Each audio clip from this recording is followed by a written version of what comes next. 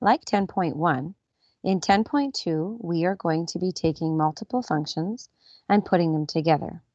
However, in 10.2, we are going to put the functions together using multiplication and division.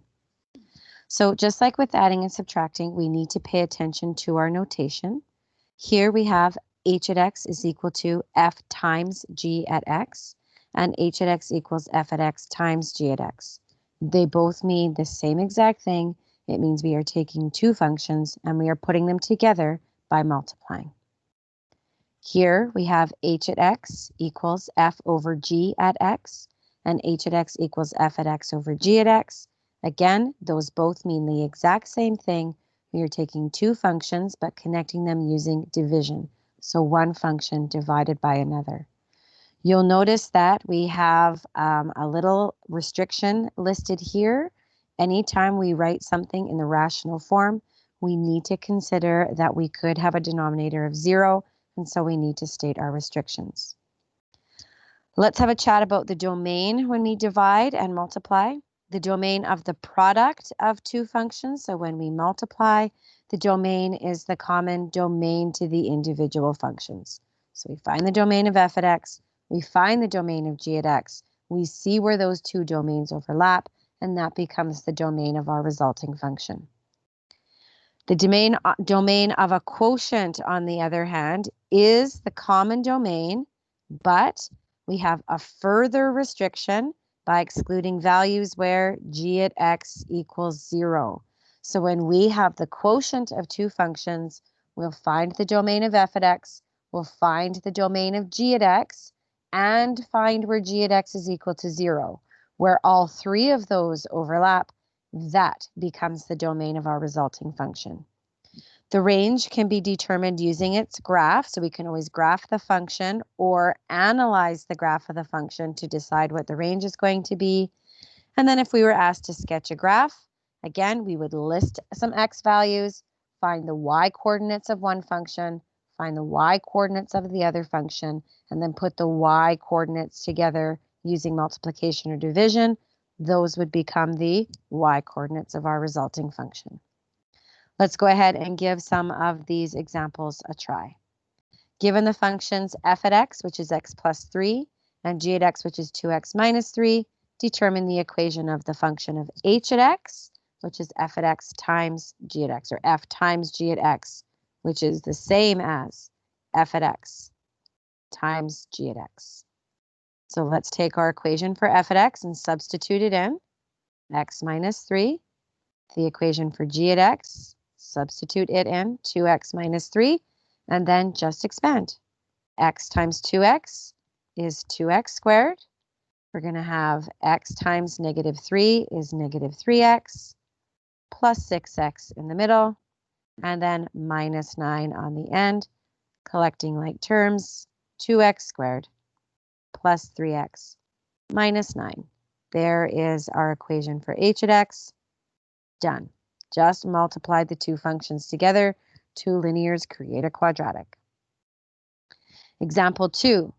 Given the functions f at x equals 3x squared minus 11x plus 6, and g at x, which is x squared minus 9, determine the simplified equation of f at x, which is of h at x, which is f over g at x. Remember, that means the same thing as f at x over g at x. So let's go ahead and do that.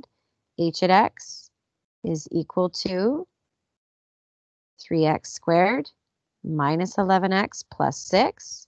That's our f at x over g at x, x squared minus 9. Now we want a simplified equation, so we need to simplify this rational. So this goes back to what we learned in chapter 9.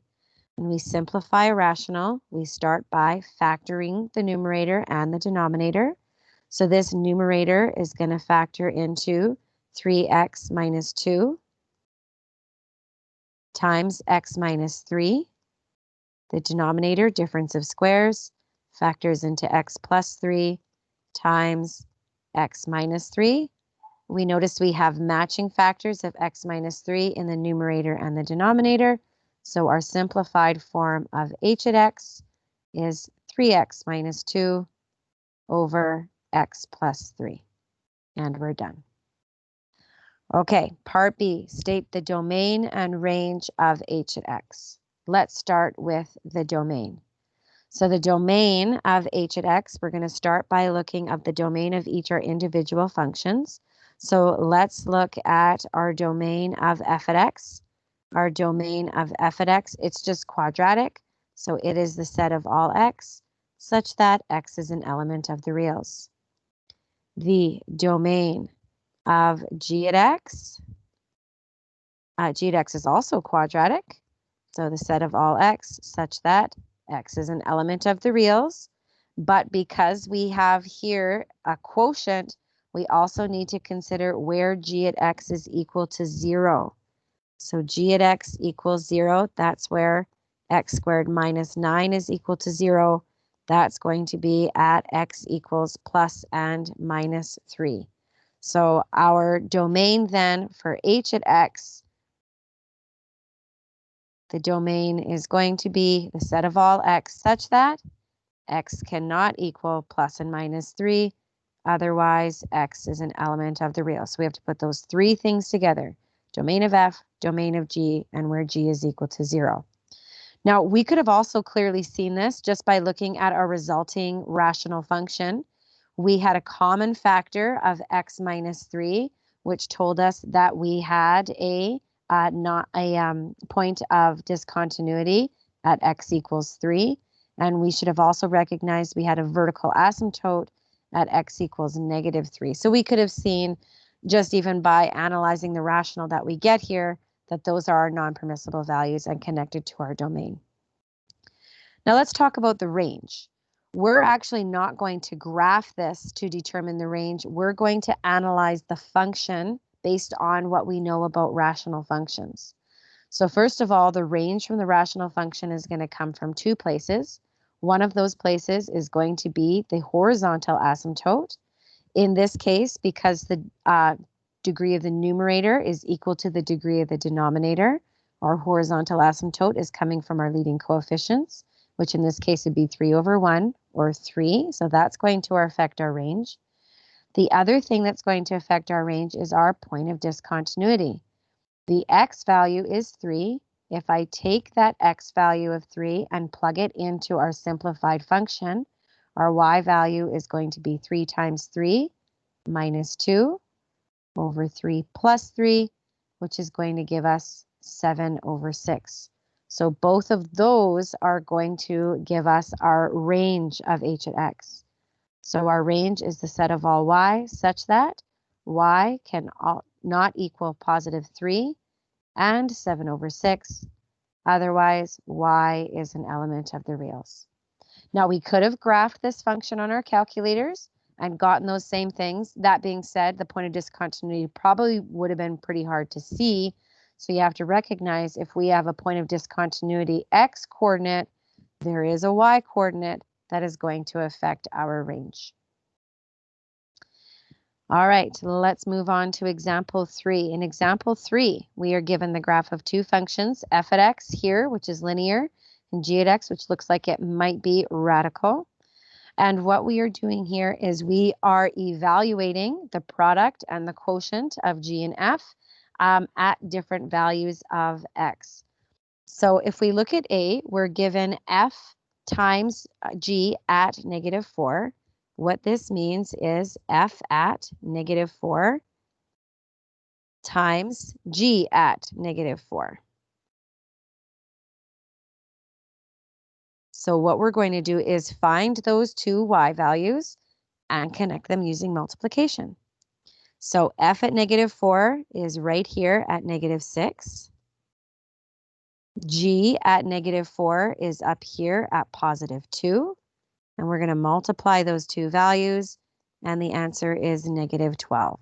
So f times g at negative 4, f at negative 4 times g at negative 4, find those y values and multiply them. F times g at 12 just means f at 12 times g at 12. So we're going to have to go to our graph. F at 12, be careful because f is now up here. F at 12 would be positive 10. And g at 12 is going, 12 here is going to be at positive 6, and then we multiply them. 10 times 6 is 60. F divided by G at 0. Keep in mind that this means F at 0 divided by G at 0. It doesn't mean G is 0. It means we need to find the Y value when X is 0. So let's do that. F at 0 is down here at -2. G at 0 is up here at +4. -2 divided by 4, -1/2. And finally, G divided by F at 2 means G at 2 times F at 2. G at +2 is up here, about 4.5, I would call that. And F at 2 is right here. Its Y value is 0. And there we have a denominator of 0, which we cannot calculate.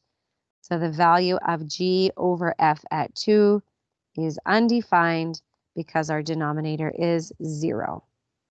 So again, just making sure that we understand that when we are drawing the graph or finding the points, we keep the X values and we multiply or divide the Y values.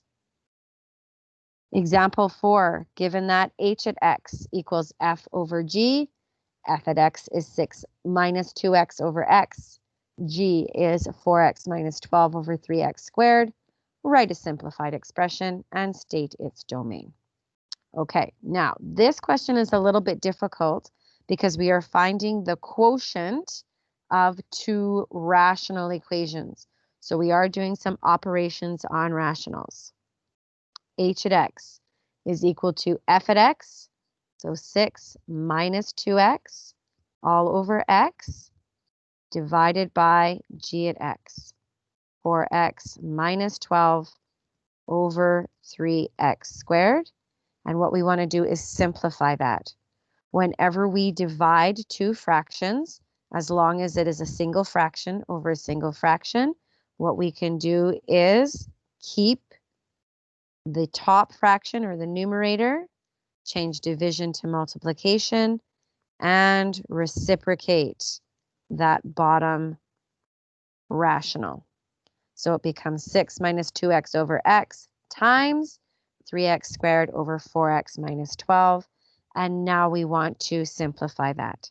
So we can factor the numerator here. We can take out a common factor of 2, which is 3 minus 2X, still times 3X squared.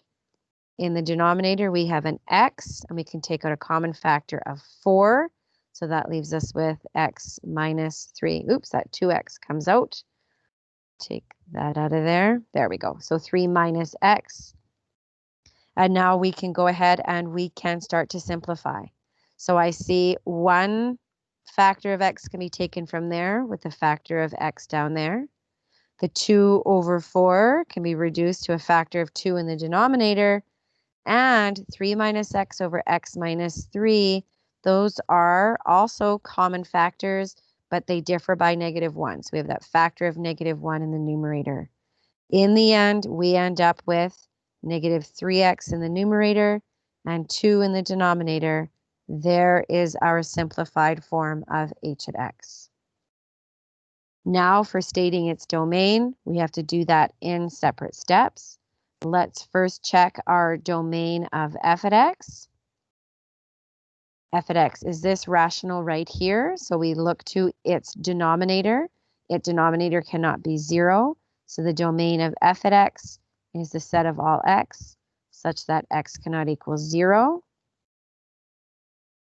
Our domain of G at X ends up being the same thing. We have a 3X squared in the denominator. So X equals 0 would make that denominator 0. So X cannot equal 0 is our domain. And then because we are looking at a rational and G at X is in the denominator, we also have to determine where is G at X equal to 0. So 4X minus 12 over 3X squared equals 0. We can multiply both sides by 3X squared. 4X minus 12 is equal to 0. Isolate X, and we get x is equal to 3, but we know that g at x cannot equal 0, so x cannot equal 3. That means overall, our domain for this function is going to be the set of all x such that x cannot equal 0, which comes from the domains of f and g, and cannot equal 3 because that's where g is equal to 0. Otherwise, x is an element of the reals, and that would be our ultimate domain here for this question. Example 5. If h at x is equal to f at x over g at x, and f at x is 2x minus 5, what is g at x for the combined function? So in this question, we're asked to work backwards a little bit. We know what the combined function is. We know what one of the original function is. We need to solve for the other original function, g at x. So h at x is equal to f at x over g at x, and in A, h at x is equal to 2x minus 5 over x plus 3. So that's where I'm going to start. That means that f at x over g at x is equal to 2x minus 5 over x plus 3. Now we know what f at x is, so we can substitute it into this little equation I've created. 2x minus 5 over g at x equals 2x minus 5 over x plus 3. And even just by setting up that equation, we shouldn't even need to do any steps to solve that. We should be able to see that g at x is equal to x plus 3. Done. That's all we want to know. We want to know what g at x there is. So we went ahead and set it up an equation and then solved for g at x. Same thing here. H at x is equal to f over g. H at x is also equal to 1 over 6. So we can then state that f at x over g at x is equal to 1 over x plus 6. We know what f at x is, so we're going to substitute into that part of the equation. 2x minus 5 over g at x equals 1 over x plus 6. So not as obvious here. So we are going to have to go through some algebra in order to isolate g at x. In this case, because we have a rational equation where we have one fraction equal to another fraction, we can go ahead and cross multiply. So 1 times g at x is g at x. And on the other side, we are multiplying 2x minus 5 times x plus 6. Let's simplify that by expanding. G at x is going to equal 2x times x is 2x squared. We're going to have a positive 12x minus 5x gives us a positive 7x. And then negative 5 times 6 is negative 30. And there is our simplified equation for g at x. That's it for examples here. We didn't do any graphing in this. Primarily, we were dealing with the equations of functions. We did a little bit of evaluating here, but we could also be asked to graph the resulting function using multiplication and division. Again, use your x values to find your y coordinates for each, and then multiply or divide those y coordinates together. Your job now, go ahead and head to the textbook and do some practice.